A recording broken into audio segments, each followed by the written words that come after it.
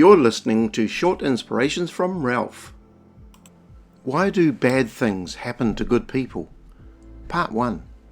This subject, this question, lies at the innermost being of just about all of us, because we all have faced pain and tears and sorrow and grieving and injustice. Things that are, quite frankly, just incredibly unfair. Perhaps an innocent little child has died through some disease or an accident of some sort. Perhaps someone has been wrenched away from us, even at their own hand. And we see in mankind's brutal history, innocent people all over the world dying needlessly, it seems, in wars or natural disasters. All these ones didn't ask for this, but somehow it's happened.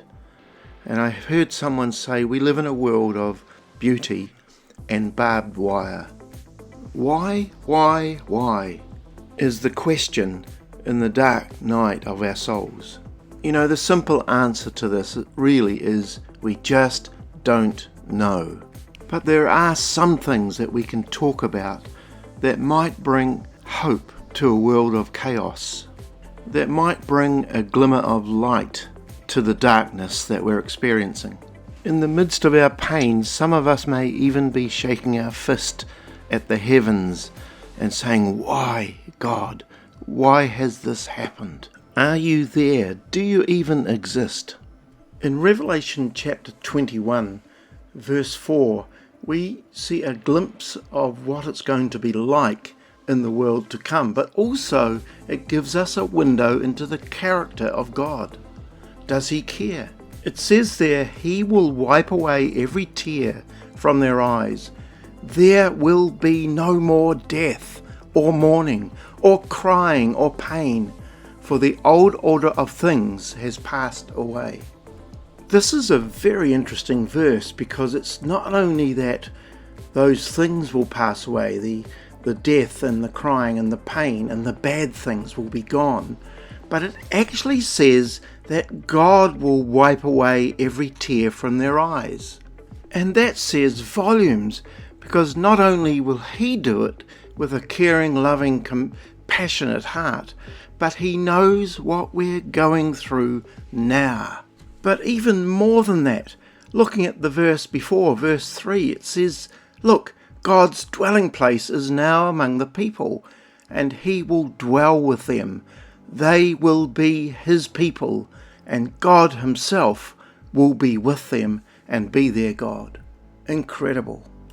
In Luke 13, there's a very interesting discourse and passage with Jesus responding to questions about, firstly, murder going on by Pilate, and then secondly, an accident that happened that killed a number of people. And the issue was that people were looking for who to blame for these situations. And that's what we do. That's what humans do. And in Luke 13:2, the people who were asking and inquiring about this thought that the victims of these murders must have been guilty of something. Jesus says, not at all. And then He talks about 18 people being killed when a wall fell down and collapsed and fell on them. People were thinking that the victims must have been great sinners or worse citizens than other people. Jesus again said, no, that's not the case. And He pleaded with them to turn to God, because in effect, that's the only place to go. But the story also reveals God's viewpoint of things that happen to us. And that is that in our fallen world, there will always, for all of us, be circumstances that just don't add up. And going on some sort of a witch hunt to try and find out why or who's to blame is futile and leads to more frustration and doesn't go anywhere in the end. Even most of Jesus' disciples, in the end, gave up their lives, were martyred for the sake of the gospel. And I've heard this saying many times, all of life is preparation for eternity.